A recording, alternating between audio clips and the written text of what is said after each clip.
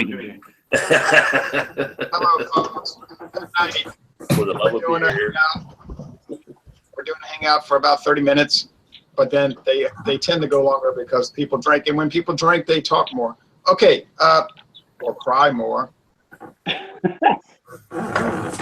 Or cry and talk. Now, tonight, this topic is about pouring beer. One of the most common comments I get, but one of the frequent ones over the years is about pouring beer. Off air, they don't usually approach it too positively. Like they'll begin the conversation with something like, "Hey, idiot, beer, moron." And I think, nah, that's not the best way to start a discussion, in my opinion. Or they'll say, "Whoever taught you how to pour beer?" Or "Where did you learn how to pour beer?" And fascinated me over the years. I even did a video solo about 4 or 5 years ago where I was pouring beer. And so I'm tonight, and then I'm going to introduce everyone. But tonight I'm drinking Busch beer. Is it sold in bottles anymore with the new design? Yes, it is. Just bought a bottle today. Expire date of August. Up there in August. So I'm going to try to set up the chat, and I'll introduce all these distinguished guests. Okay, come on, you little ragamuffin. I'm Thomas Metal 75. I'm from the Massachusetts Beer Reviews channel of YouTube. And if I can open the beer tonight, I'm going to be drinking a growler of Congress Street IPA from Trillium Brewing Company that I got filled last week. So in New England, we have Eric, Thomas Metal. Uh-oh. Okay, it's muted. Never mind. All right. Who's got their mic jacked up? Was it me? I don't know. Somebody, if you start getting that reverberation. I didn't get any reverb on my end. Yeah, I'm hearing my voice. We're all right. Everybody say something, you'll be able to see who it is. Is it me? We'll be able to track it down. Hey, Woo. up north and way up north, we have Michael, Ontario. Hi, Michael. Hi, folks. The Mid-Atlantic, out on an island, is Michael Komarov. Greetings. Just any island, a very long island. Now, The Long Island. From North Carolina, we have William Kepley. Hello, William. Cheers from the Tar Heel State. Hey, William. And from Florida on the west coast or the Gulf Coast, or I believe it's called the Gold Coast. Excuse me. We have Bill. Hey, everybody. Hi, Bill. Hey, Michael. He from Louisiana Beer Reviews on the Gulf Coast as well. Let me open this beer. What are y'all drinking? Eric's drinking Trillium. What, I don't get no invite? I don't get no mention? What the hell? Yeah, how about Rod? You didn't mention him. It happens every time. I swear, every time. And usually it's Eric I skip for some reason, and Eric gets insulted like. That's probably why Eric comes in first now. Hey, Eric, isn't that true that like I've forgotten to mention you like 10 times? That is like some kind of mental illness. Uh-oh. We have Rajay from Rajay Beer Adventures in Northern Kentucky, where I was just last week. Northern Kentucky. Yep. I really do apologize. I'm sorry. So Rajay, I'm not usually here. I'm just not usually here, so you probably just walk right by. For years, and I was skipping. Don't tell me why. I can't explain it because I always like having Eric on here. So you can go first, Rajay, since I doing nothing to me. All right.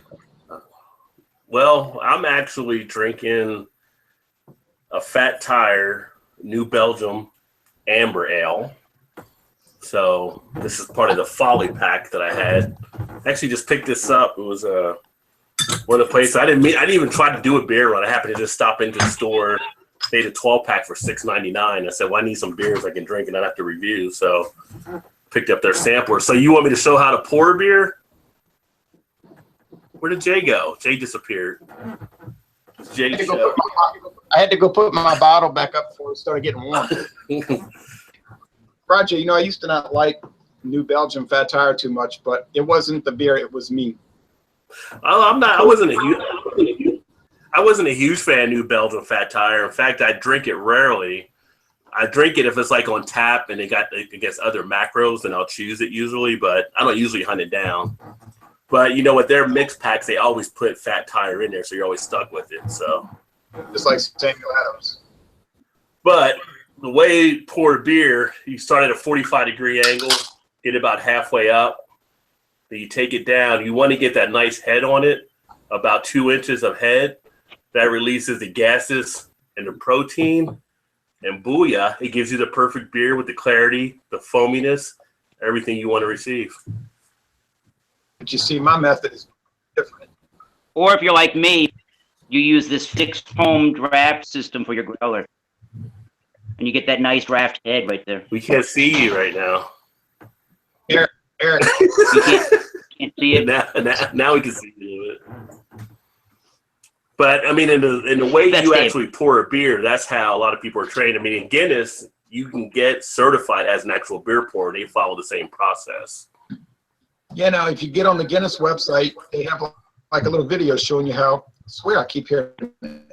You get on that Guinness website, I think it's Eric. You get on that Guinness video on how to pour Guinness. Now they say Guinness. They don't say this is how you should pour. Our particular beer, and they do like you say, 45 degrees, and then they slowly bring it up. But the thing with Guinness is they actually stop to let it settle, then they'll re-pour on top. The actual Guinness pour should take, I believe, it's 119 seconds, somewhere in that ballpark. Now, this was pre-nitro before the cascade, and it's done with nitro bottles now. But yeah, to get that cascade effect, it's a certain strategy. And then after you're certified on it, you get a certificate too. Has this complicated pouring ritual. I'm going to talk a little bit, and then I'm going to shut up and literally not say much. But these two sources, okay?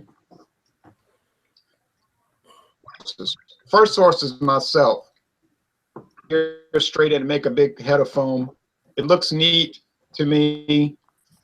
Sometimes I'll pour too aggressively and it'll overflow, but that's part of the adventure. That's a personal thing. That's not based on any kind of brewer's experience. Here's a 1981 Pro Football guide. See that company? Schlitz. Yeah. Now, full NFL schedule in it, and I wrote all the scores down in 1981 during the season.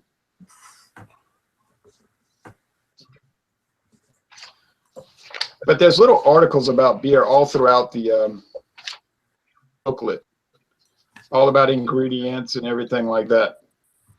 Different types of 2-row versus 6-row barley and all of that. The brown bottle, why Schlitz was the company that introduced the brown bottle, why that was. Storing beer cold.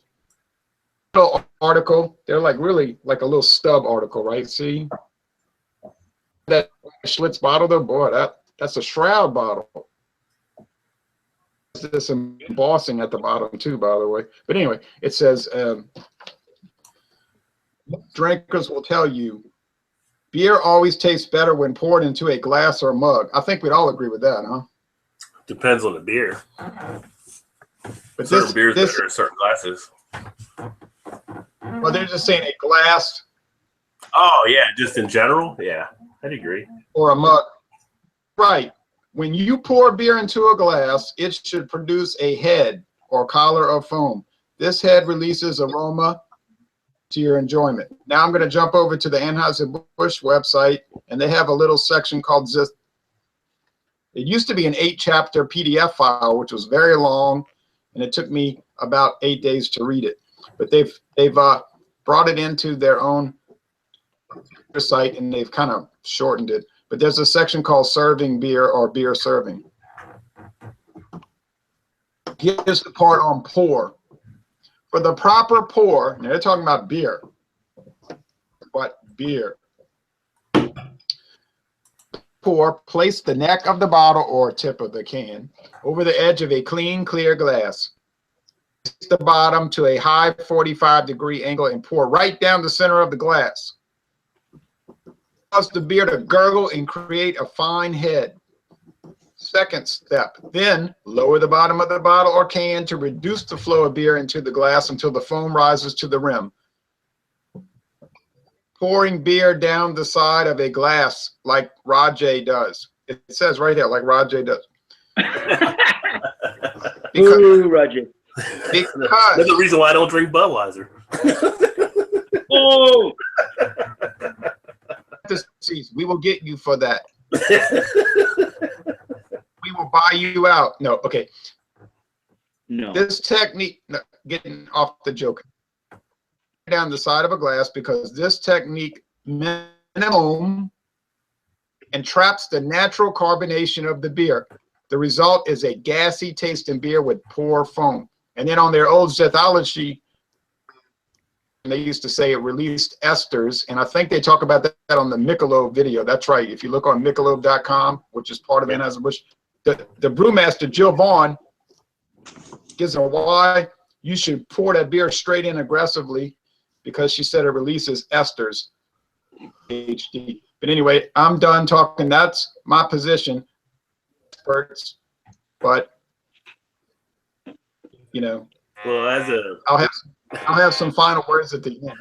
as a field expert who's actually been a bartender and actually worked and actually pours beers at beer festivals every year, I would say that's not fully true because you do tilt the glass, you do get it down. If you pour down the middle and release too much gas, it kills the carbonation. Also, one of the mistakes often made by some of the places, especially when you go out to get draft beers, they don't put head on beers. That actually keeps more of the gases in there. So you always should have like a 2-finger head or 2-inch head as well. The big thing is how you set it up to release that foam, whether it's down that middle or down that side, depending on what their speed may be. You end up with that foam, you're still going to be in pretty good shape, I think. The one thing you don't want to do, like sometimes Eric does on his videos, not this Eric, but Michigan Eric, Yeah. he pours straight down the middle and gets that large head. That actually kills a lot of the carbonation. So if you don't want the carbonation in it, that's a good way to do it, unless it's a nitro, which you're supposed to pour that way. Mm-hmm. So just something else to keep in mind. Well, I invited Eric to join us, by the way. My sources are saying you want that because otherwise you would have a gassy beer, which they say, okay, but the floor is open to anybody, you know, just feel free to talk like if we're sitting around in a bar talking, but without the fist fighting and getting thrown out the bar. Sure. Dave, you got something to add here, Dave? I know you love beer and you worked at a beer store before. You must have an opinion on beer pouring. Eric, how's the Trillium? Excellent. A+. Good. Oh, I mean, it was kind of like really nailed it. Beer pouring really, I mean, is truly an art, and it also depends on the different type of beer that you're having too as well. Mhm. I mean, if you got the nitro at that point, you'll pour right down the middle. I mean, if you're trying to basically drain all the carbonation out of it too as well, I mean, you gotta be very, very careful about doing that too as well, because you'll let your beer sit long enough with no carbonation in it, it's gonna go flat mighty quick. Yeah, the other thing, I think the other thing to make note of is if the beer is bottle conditioned or not, and if it's unfiltered, and how to treat the beer if it's got sediment inside of the bottle. The other thing is if the actual company is giving descriptions like Duvel, if they're actually giving you descriptions on how to pour their beer, you should probably listen to how they want you to pour beer and not try to use your own expert opinion or judgment. But I think, and I know that Jay has said it before on his channel, but it's a lot different if you're at a bar versus if you're at home, because if you're at home and you're pouring a 12-ounce bottle, no matter how much foam and no matter how much head and lacing that's going to be left on that glass, you're still going to get all 12 ounces out of your bottle into your glass. Although if you're at a bar, They take a little bit of time. yeah, it might take a little bit of time to get rid of that color of foam. Although you do want some to give you the fruit flavors and some more aromas. But it's just you're paying per ounce, so you want to get the most amount of ounces per possible at a bar. I also feel that. Yeah, but you don't want the overburden of the foam either. Right. You want to get that like perfect level. Is a big thing as well. Yep.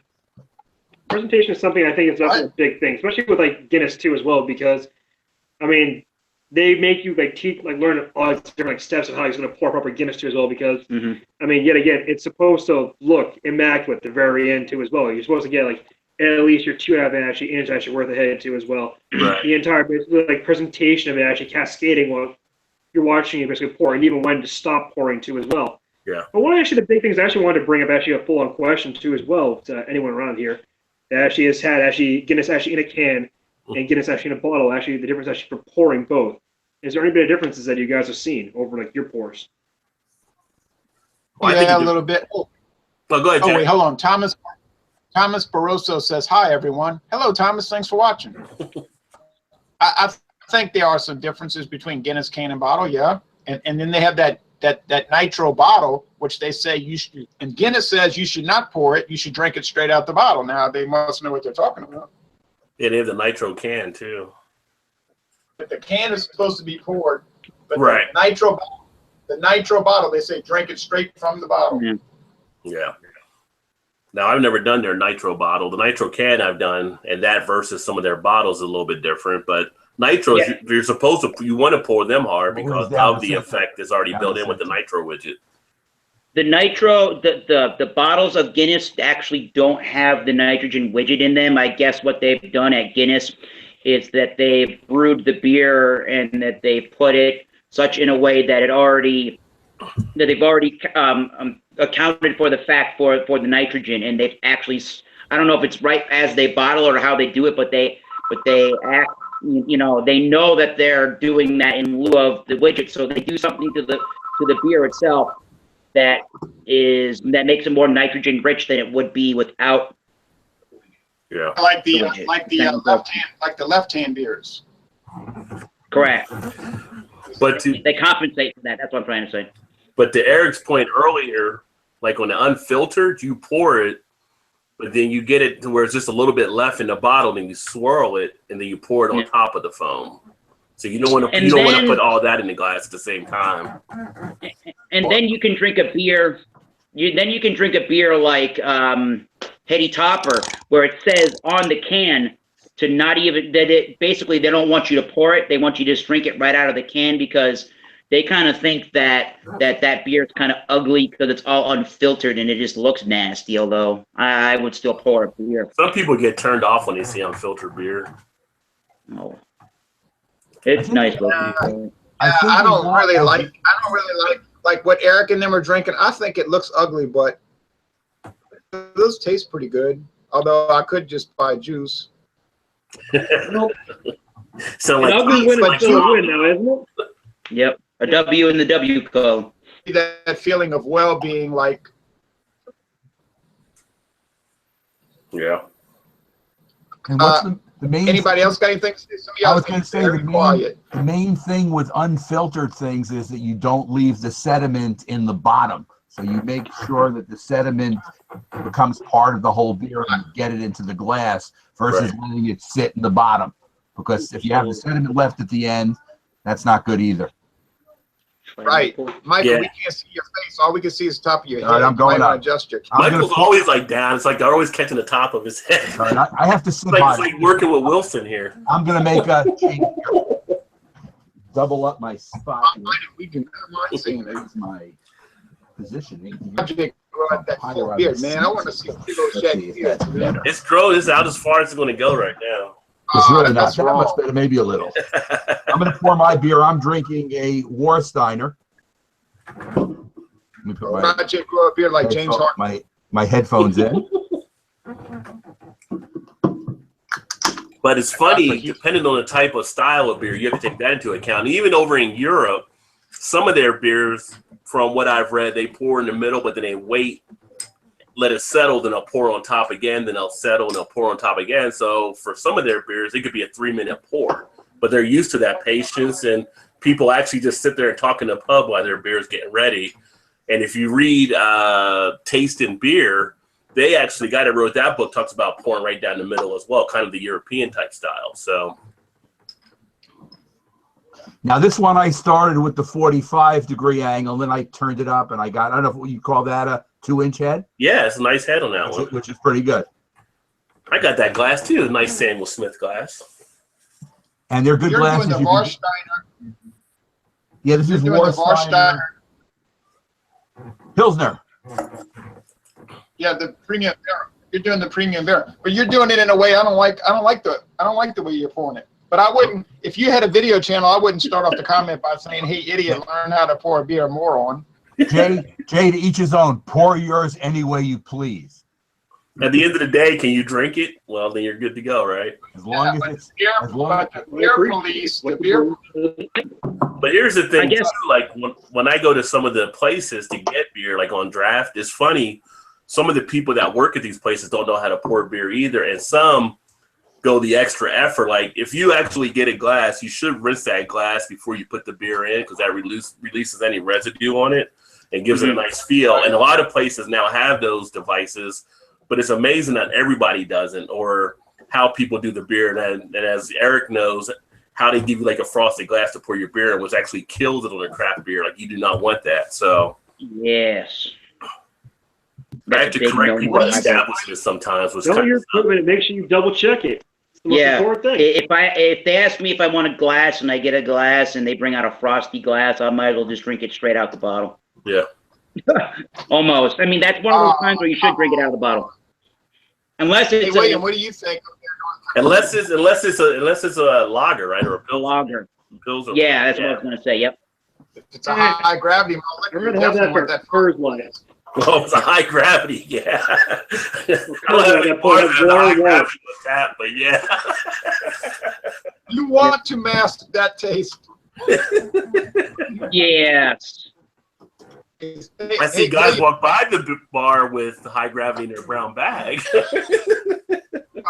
They're classy mofos. I see William up there. He's just thinking. He's thinking. He's thinking. He's about to What's make he it. He's thinking? thinking.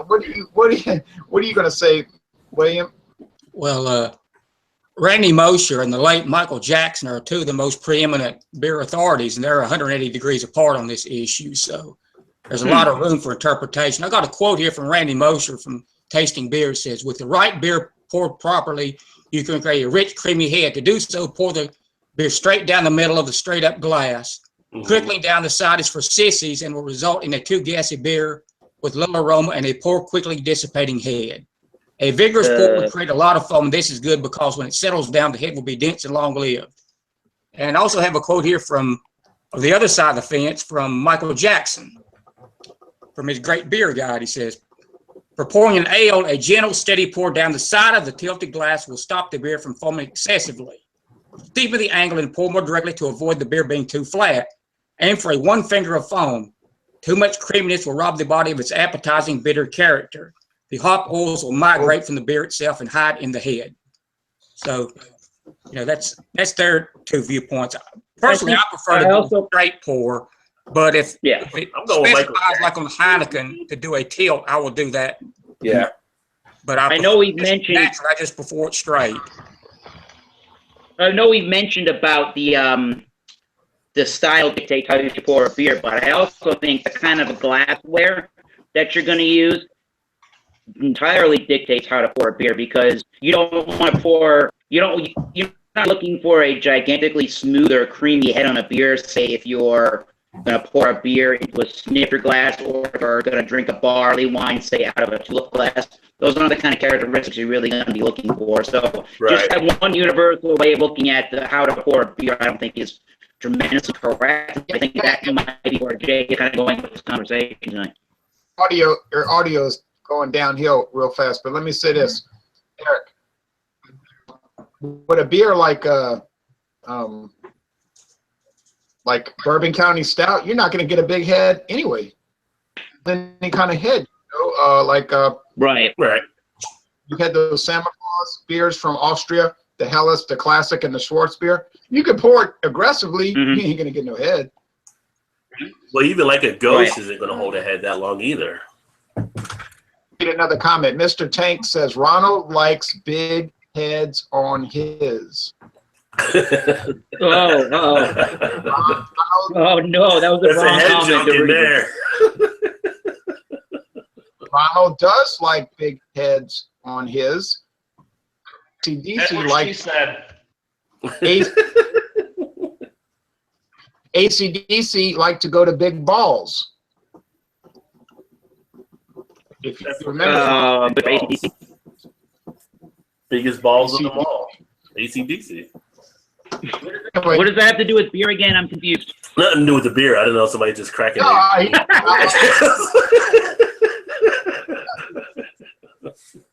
no, no, I thought you said I'm okay, Spider. No, because he said I like big headed. All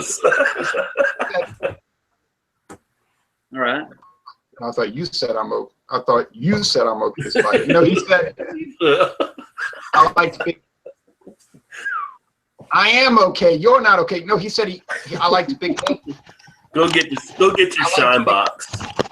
How to pour a beer, everybody. What we're talking about. Some scenes there. Hey, I know. Well, you jumped into Spider, so I jumped into Pesci. You know what, Roger? That You know, beard is. No, he said I like Cheers. on my beard, and I agree with that. Okay, now we're going to go on to Michael Jennings and Eric's. We're going to ruffle a bunch of paper and destroy our audio. Okay, and then we're going to go to Eric Anderson, cutting paper in effect. Michael's having a John moment right now. And we're going to go to Bill McIntosh. We're going to go to Michael because they're being quiet, and some of us are too aggressive in our blabbermouth. So what do y'all say over there? I tend to pour into the middle of the glass to start, and I kind of eyeball it and gauge what the head's looking like. And then we'll slow down the pour and maybe, tilt the glass to kind of adjust it. I tend not to pour down the side of the glass. But I will echo, I'm not sure who said it earlier, the comment that, some beers, it just doesn't matter how you pour, you're not going to get much of a head on it. I'm drinking tonight, just by the way, Downhill Pale Ale. It's an American pale ale, but it's made here in Ontario, about 20 minutes from us. It's 5.4% alcohol and 33 IBUs. Delightful product. Yeah, it's pretty tasty stuff. Hey, Michael, some beers, it doesn't matter how you pour them. I could go pop open a Santa Claus right now, but I'm saving it till next year. Yeah. Now, Eric, a Lions fan up in Michigan, and I have been to the lower and the upper peninsulas of Michigan, by the way. And I also want to mention I bought some delightful blackberry in oh, never mind, scratch that after I had left the Upper Peninsula of Michigan. So I'm going to retract that statement. Lions fan, let's go to Bill McIntosh. You're it's frozen, but that's all right. We can still hear you. I'm a straight down the middle pour kind of guy. And that's this evening for the experiment or for the hangout, I've chosen two different types of glassware. The first of which I poured. Oh. Ooh, tankard ale. Oh boy, what a delightful beer. And it's way more delightful at $2.99 a 4-pack for $4.60. My goodness. But anyway, very a heady product, right? And straight down the middle on this tall Pilsner glass. I got a head that almost extended a half an inch beyond the rim of the glass. Wow. Yeah. Then we switched to the home team. We got the Yingling Summer Wheat brewed right here in Tampa. and we went with a little bit squattier, bigger around glass, and straight down the middle got solid 1+ finger head on this. But yeah, pour wise, I'm pretty much straight down the middle, and hope I don't run over the edge. So in other words, you do not appreciate the good life. I guess. That's what some people would say to me, you know, like, have the right to pour beer down the middle, which I find comical. Said on this panel tonight, well, I mean, if you enjoy drinking it, what difference does it make? Eric, a Lions fan. Say that one more time. You're breaking up a little bit, Ron. I am. I don't think you are. Eric always pours straight down the middle. Yeah. You, Eric, you're going to say about your pouring regimen? Yeah. What's your beer pouring method, Eric, Lions fan? I just pour mine right straight down the middle. I mean, to me, like, and I'm kind of like along with everybody else, it's 12 ounces of beer, 11.2 or whatever it is. You're not going to get spoiled by paying double or almost triple the price for the same amount of beer. So to me, pour it straight down the middle, get some head going, get some of the CO2 out, and the flavors will come out, and then that's how you're going to taste your beer. I think it might come. I think maybe this whole. I don't know if you want to. I wouldn't call it a war, but this whole problem that people are having with Jay and how he pours beers, or how anybody pours beers. I think there are certain individuals probably that comment on YouTube or make their own videos, feel as if they're more educated and have done more studying and have done more research about how you're supposed to pour beer, so that they feel that they're more. Maybe they're more of an expert, or they're more qualified in how to pour beer, and they kind of look down on anybody else that's not doing it. Quote textbook. You know. And I think that's kind of bad. You know, what's funny about that though, when the people make those comments on my video channel and they'll say, "You don't know how to pour beer, idiot." I get it too, Ron. I get the exact same stuff. Yeah. I know, but I'll ask them. I'll say, well, what sources do you have to verify or to justify what you're saying? Like, how do you know you're right? Ever. I swear, I've never gotten a response. It's because I said so. Well, I mean, Yeah, I got exactly. my sources, but I'm different. I'm with Michael Jackson on how you should pour, but again, I think working in the industry, you kind of have a different technique that you use. And at the end of the day, at the end of the pour, you want that 2-finger of foam. And if you get that however way, you can be all right. But there was a piece on Vine Pair I put on my Facebook page earlier today, but it says, whatever you do, don't give the beer an aggressive pour. Pouring the beer into the center of an upright glass from the beginning of the pour will create a massive head. It also will deplete the beer of much of its carbonation. This might be something you prefer, since the depleted carbonation also kills the bitterness and acidity quality, but then all you're really left with are the sweet, creamy, yeasty notes, and that's not what the brewer really intended. Plus, pouring like this gives you a pretty good chance that more of the beer is going to wind up on the table or the floor than in your glass. Funny, so there's different opinions out there. The opposite of the Anheuser-Busch pouring recommendations. And I was looking at numerous beer commercials, like from the 1950s, 60s, and 70s, and 80s. They pour the beer. If you look at any of those beer commercials, they are just straight down the middle, man. I have 2 comments on that, actually, now that I think about it here. My first comment is about the Budweiser, which is, do most bartenders, do you think in around the world that serve Budweiser actually do a straight down the middle pour when it comes from the tap? I don't think that they would. Not the bartenders I've seen serving Budweiser at our places. They're never going to do it and then the other thing, straight down out of a tap, because then the customer is going to get you. But keep in mind, think about how long Budweiser was around. So when they used to pour Budweiser back then, they would also shave off the foam. So they go down the middle. You'd have a large head. They would shave it off to even it out too. So you're talking about with the Bud Bar, right, or the check, whatever they call it. No, that came later. Listen to account now. If you look on that Anheuser-Busch website, pouring straight in, and what did they say? Or they don't talk about draft. Now, if you look at the Stella Artois regimen right below it on that same page from a tap, and they talk about 45-degree angle. So they are making the distinction very clearly. They're making the distinction between draft beer, bottle and can. The Hoppulous Beer Review says, how do I join? Can I? Yes, you can join.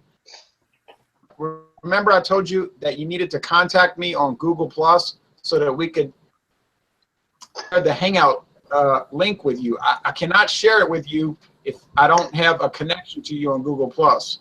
So if you will do that, I don't know what else to do in that realm. 5 days ago, and I was waiting for you to give me a what do you call it, a friend light, but they don't call it that on Google Plus, whatever it was, so that we could set it up. But I never got it. Follows. Says, hi, Jay. Bart Robinson says, Bruin, Old Tanker is no longer sold. You got such a good bargain. Was sorry to hear that. I thought it was an excellent ale. Yeah, me too. They said it did not sell like they hoped it would. In other words, nobody bought it except for us.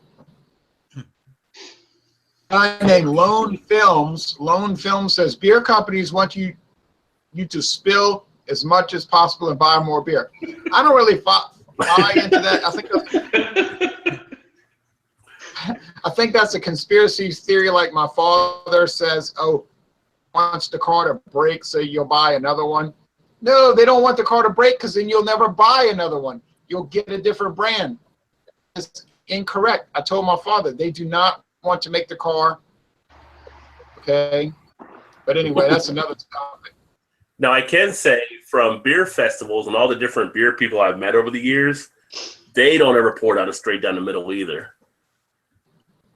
Any of the beers they pour, they've always had it. So pouring out of a draft, but still.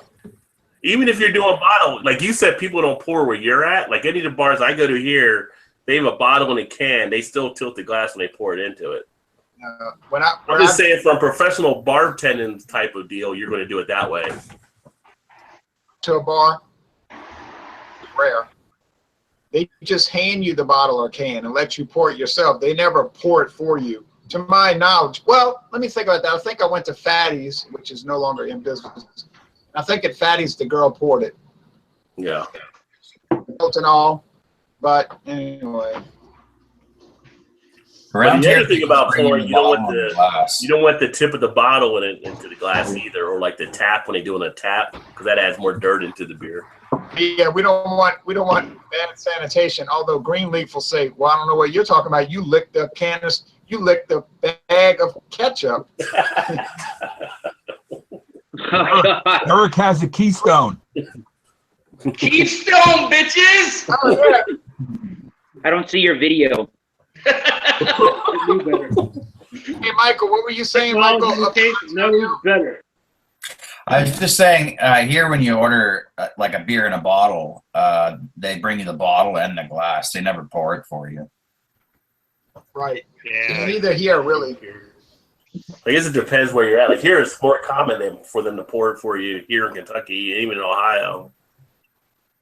Kentucky is the Commonwealth, and all the rest of the places are states and provinces. So see, in a Commonwealth, but either way, either side, they pour them in both of our bars, either side of the river. The good life. They probably say people come in there and mess with their tables because they probably say people come in, they pour down the middle, it makes a mess. So we're going to pour the beers for you, so you don't make them more of a mess than you need. Good way of thinking about it. Yeah. Hey, Rod J and Eric K. Eric with a K.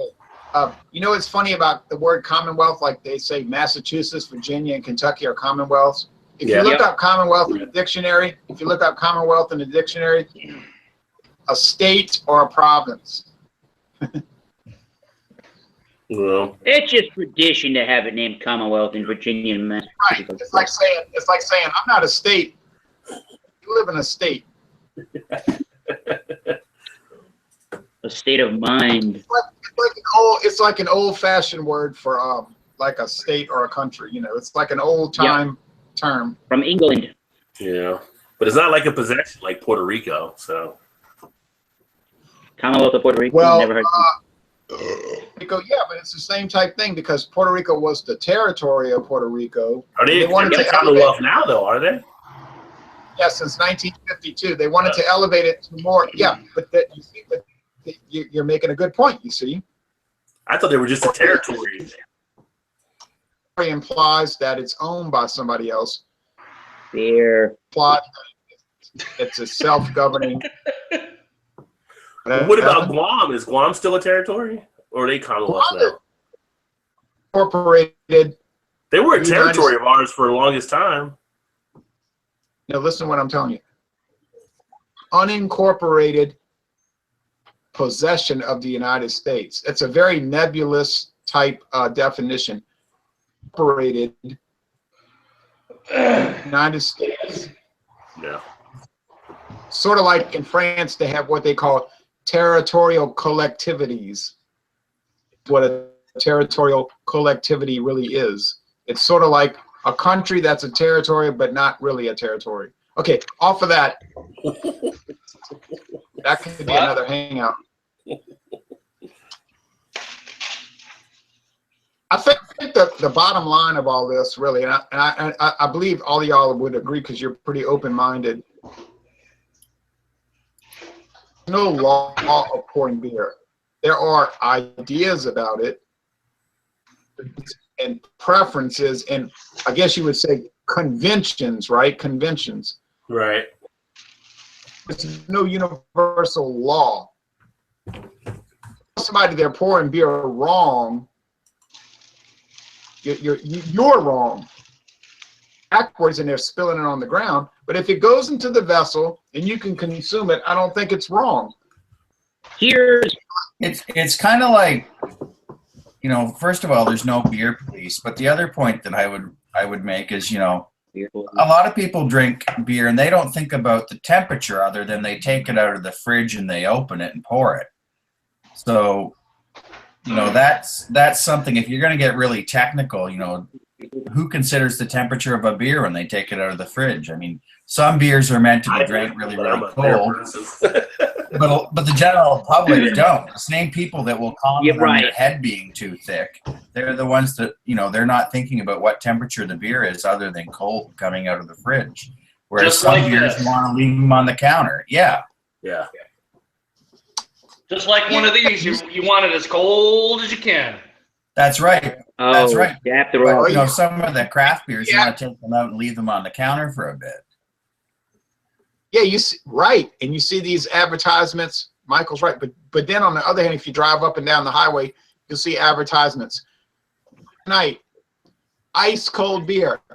Have you ever driven up and down the highway and see them say, night, room temperature hot beer? I've never seen that. Yeah, but most people don't know how to enjoy beer either. You can't. I mean, if you're doing it, most people drink adjunct lagers, right? They drink the macros, and you have to drink those ice cold because they turn to shit. And that's what I'm saying, though. People, you know, they don't give a lot of thought to what, you know, they have an opinion on the head of the beer, but they don't think beyond that and the environment aspects. You're Michael, right. I have a Like question. I've taken people out and had them try different styles, and they go to drinks like, no, wait, give it like 10 minutes. And then they wait, they taste it. Oh, that is better than how I usually enjoy it. They get the flavors, they get the aroma. Yeah, the profile change. That style for that style. Now, Right, I think right, Mike it's right. says something. I was going to ask the other Michael in Canada, which of our fine adjunct lagers make it up to Ontario? Like the macro beers? Yeah, and I could give you some examples, but I mean, Well, I keep Pabst Blue Ribbon in my fridge all the time. that qualifies as a macro. It's a good choice. Right. I have a can of Miller Genuine Draft in the fridge right now. You'll find Budweiser, Old Milwaukee. It's funny, for some reason, you get, or we get, Miller Genuine Draft, but you don't get Miller High Life here. And I know some people say they're the same beer, but there's a slightly different process. But I wish that we could get High Life because I've never been able to try it.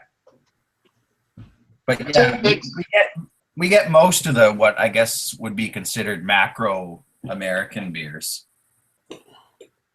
And Michael from Ontario, Michael Jennings, a lot of your macro American beers, like say produced by Sleeman. That's right. Yeah, Sleeman Brewery does a lot of. I think they might make Old Milwaukee as well. I'd have to check the can.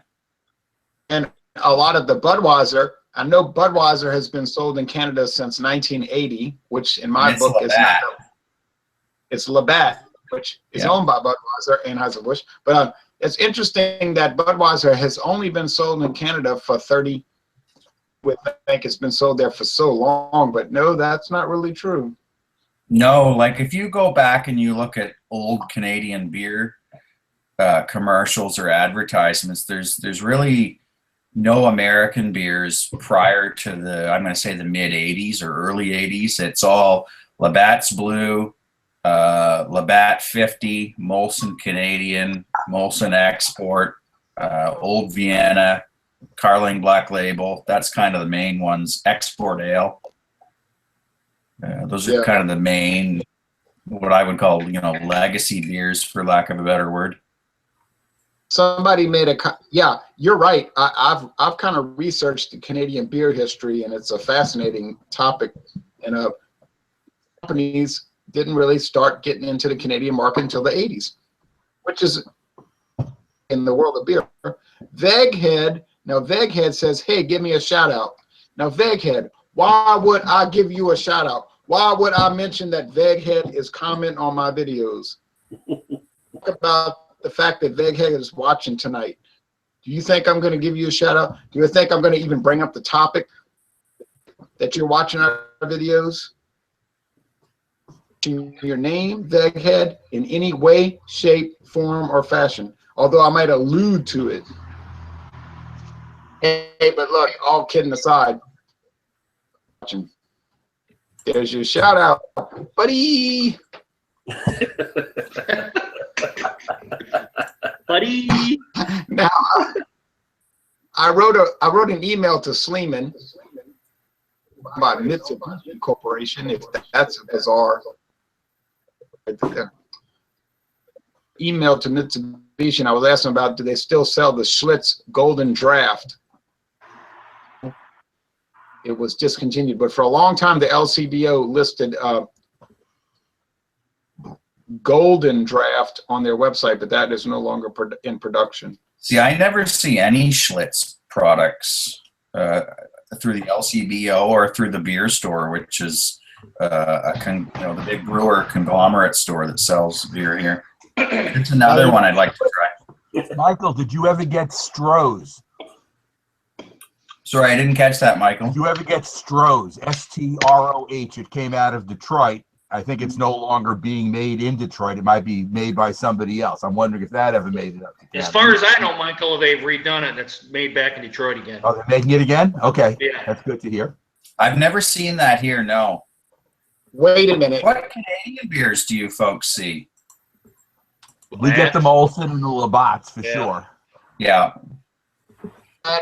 Moosehead. I love Moosehead. Yeah, Maria Devon and I, a former beer partner of mine.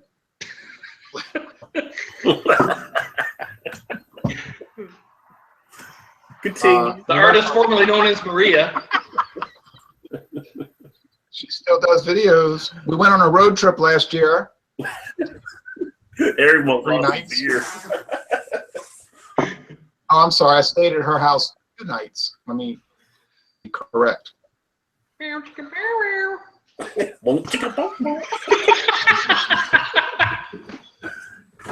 lot of psychological issues, and you might want to get that addressed. Jay, it's only from the getting back inner to sanctums of the group can we go through these different changes. Right. So you took a road trip, Jay. Tell Michael, Tell Michael about your road trip. Will, shut up, Ron. I'm trying to. not actually working out. So anyway, and I, a former beer partner of mine, to Rochester, New York. We stopped at a grocery store in Rochester before we went on the tour. Breweries, Genesee. I couldn't believe it. They had Old Vienna on the shelf. $8.99 a 12-pack. I said, I'm buying it. I don't care what happens. I'm buying this. And she bought some singles of some pretty interesting stuff. So I said, well, it's going to be 30 minutes before that brewery ever opens. What are we going to do with this ice cold beer that I just bought out? Well, you know what her answer was. Drink it. So we drank some in the car in my Dodge. That goes against my PSA. You say Dodge Avenger? Yeah. I used to have one. It's a movie, right? I used to have an Avenger. I mean, that thing gets about 32 to 33 miles per gallon on the highway. It's really nice.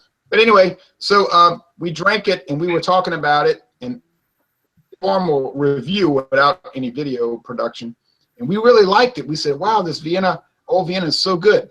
And Chinese food. And then we went to the tour. But we were the funny thing about the Old Vienna is it's made in Golden, Colorado for our market. Yeah.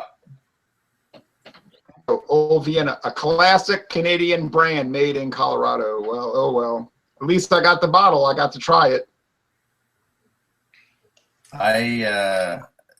It's funny, you know, when I first started buying Pabst, it didn't occur to me that it was made here. I just assumed it was being shipped across the border, and then one day I happened to be reading the can and realized it was made 3 hours from my house at the Sleem Brewery, which I've bought their beers before, and they're pretty decent. They make a cream ale and a few other products. Interesting and bizarre thing is that many of the American beers sold in Canada and produced in Canada are at a different alcohol by volume level.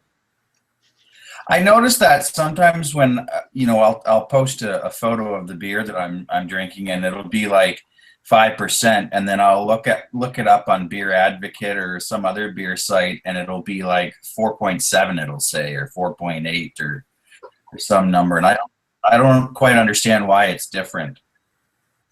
Yeah, and it's always stronger in Canada, I noticed. Okay, for no particular reason, here's the new bottle and can for Busch beer. I think they look very nice, but I just thought I'd show that. But anyway. Is that a 40 ounce? So,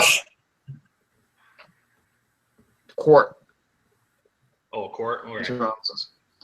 But anyway, oh,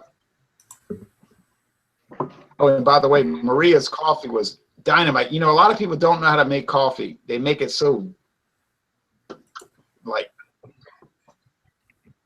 thin, but oh no. All right. Anyway, all right. Off of those touring adventures, you know, it's a controversy, I guess. There's a lot of other topics on that Anheuser-Busch Zithology website, which we could actually do one night. Like they have different topics. I think is really important to remember about all of this. And Dave and I were muted, and we were sort of talking about this while we were listening to some of your conversation. And one of the things that we came up to in thinking about the beer pouring and stuff is it's about the overall enjoyment and the experience that you are drinking beer. It shouldn't necessarily just be about getting to the finish line and getting really hammered or drunk. I mean, to some people, that's part of the point. And to get to a relaxed state of mind is, I think, more to the point. And when you're relaxed and you're enjoying your beer and you enjoy how it's presented, if it's in the right glass, if it looks really nice and the pour is done really well, it just sort of enhances that experience you are with the beer. Because let's face it, we all got expenses in life, and if we're going to spend a little bit of money on, say, something like Trillium or really any beer, we want to kind of get the best experience that we want to get out of our beer. And I think if we treat it as a little bit of a higher class kind of a thing, and we respect it a little bit better, I think we're going to get a little better enjoyment out of beer drinking. Yeah, I agree with that. It's like just the whole plot. Having a good time and enjoying it. And then some people's attitude is drinking beer is not. which to me is bizarre, you know. But anyway, any last comments, Bill, down in Florida? Good to go. Enjoyed it, fellas. Okay. Oh, Bill, before you leave, Jay? before anybody leaves, let me tell you what some upcoming topics are. Next week,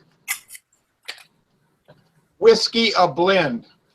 Okay, whiskey a blend. What? That's a big topic. Samuel Adams Summer Ale. Hey, it'll be in the middle of summer. Let's drink Samuel Adams Summer Ale. First day of summer. Summer begins. Let's drink a summer ale. Now, this is William Kepley's idea. Malt liquor Mount Rushmore. Oh, and I've got Canadian Mist on July 5th. Canadian Mist. Another William Kepley idea. It's called Second Chance Beer. Like the first time, but as you gave it a re-examination, you started to come around to it. Like me with Fat Tire ideas. I think Fat Tire's pretty good. Second Chance beer is a neat idea. What did you say was right after Sam Summer? Hold on, get back to my schedule. Okay, because I want to write this down so I don't forget. Yeah. So flip it back. Next week, whiskey a blend. In other words, blended whiskey or rot gut. Okay. Nice. Samuel Adams Summer Ale. Malt liquor Mount Rushmore. Malt liquor, all right. Lions fans. Canadian Mist. Okay. And July 12th is Second Chance Beer. Gotcha. Beers that you initially did not like, but you came around to them and you really started to appreciate them. Jay, before we get off, I have a question for the group. Shoot. Can anybody get this? This is Mikkeller, and this is their Berliner Weisse with raspberry. It comes in 2 other berry flavors as well. Do you see? It's from Denmark. Never seen it. And this is the brother of Evil Twin. Yeah, I get some of their beers, but I haven't Have you seen that seen one this, yet. Rod? Not in Tampa, Michael. Okay. Well, New York is a good market, so we get a lot of stuff here. And this is, I have friends who are around too, and they bring stuff to me as well. So we do our group tastings and stuff like that. So it's a fairly good market for finding a lot of international beers too. So that's a good thing. I'm into now Berliner Weisses now too. I like sours and gozes, and so I've been getting into those styles as well. It's good styles. You have to have a taste for it. It's not for everybody, but they're nice in the summertime because they're refreshing. Give me that over an adjunct any day of the week. And the American market is kind of cool too. I don't know if you've had this Victory. Have you had this Victory Sour Monkey? Yeah, before? I had that one too. That's really good. Which is a kettle. I saw that on That's a kettle sour, so that's with Brettanomyces, which is different than the Belgian sours, but it's a good sour. It was decent. Oh yeah, it's really good. Saw that Victory Monkey in Kentucky, I think. But The man, Golden I went Monkey? to this liquor store. Oh, You see the sour monkey. yeah, sour monkey. Okay. Bottle of Bush. Sorry. I went to this. I went to this liquor store and right spot, really basically as the hotel. Oh, I'm sorry, the motel where I was. And Holiday Inn, what? no, actually, it was. It's an old song, Jay. It's an old song. Oh yeah, sure, no, but I went into this liquor store. I couldn't believe it. It was fascinating. They had so many beers. I was like, I could spend $10,000 in here. You know, it was like incredible. But of course, that's not possible. But That's how we do it in Kentucky. A lot of our stores like that. oh man, I couldn't believe it. The prices in Kentucky were dynamite. The taxes were low, fair. Stuff in Kentucky, I just couldn't get over it. You're like a Kennedy bootlegging now. Yeah, right. We're at the 1 hour mark. Any last comments? This is your chance. Forever hold your sausage. Regards from Giant Space Monkey Jay. Monkey that I and I need to come back, but although nothing's stopping y'all from coming to New Orleans except for the fear of. But anyway, does Cleveland win tonight? They must. Think Golden State puts another nail in the coffin? Oh yeah, oh yeah. That's over. Hey, but tell Giant Space Monkey I said hello. Any last comments? This is it. This is your chance. This is your time to shine. Drink Keystone Light. Down the side is the law to a Hell no. That's why we have apples and oranges. People do it different ways. Just make sure you get some head at the end of the day. Most That's what she important said. thing. Because you want the head, you want the head on the beer. Rajay. But I'm with you. Pay no mind to what Rajay says about pouring beer down the side, because that is wrong. That is not In my wrong. Oh, that is right. It's not wrong. It's right. I've seen It more is wrong. we've been sitting here where everybody's been talking. I've been going through more sites and just about 99% said down the side. Except your 1% that says Anheuser-Busch. But since I don't drink Bitches! Because they don't appreciate the good life. I will unfriend everybody. I will unfriend everybody. I will You've block never everybody. offended I will anybody. Tonight, I'll show you.